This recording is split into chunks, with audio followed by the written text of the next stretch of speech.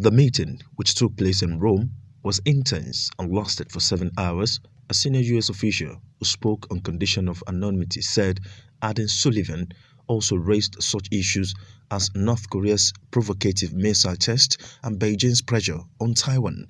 No major agreements were announced following the talks. The official said the meeting was not about negotiating any specific issues or outcomes, but about a candid direct exchange of views. Concern has been growing inside the U.S. government about China's alignment with Russia as the war in Ukraine has entered its third week and Moscow is facing severe economic sanctions imposed by the West that have raised the possibility of a Russia debt default.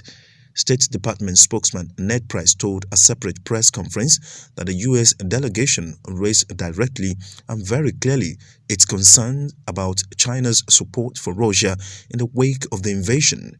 The U.S. delegation also noted the implication that any such support will have for China's relationship not only with the United States but Washington's allies and partners in Europe in the Indo-Pacific, Price said.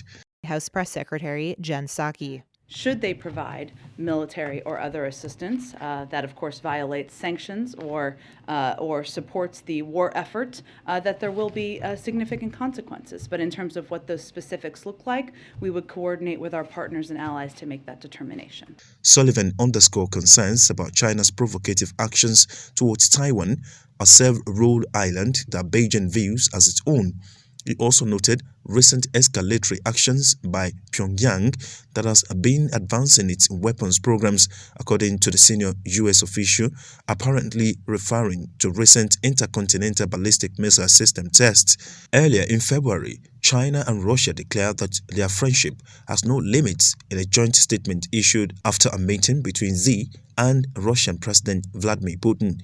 In a statement, China expressed support for Russia's opposition to the further enlargement of NATO, while Moscow affirmed that Taiwan is an inalienable part of the Asian country.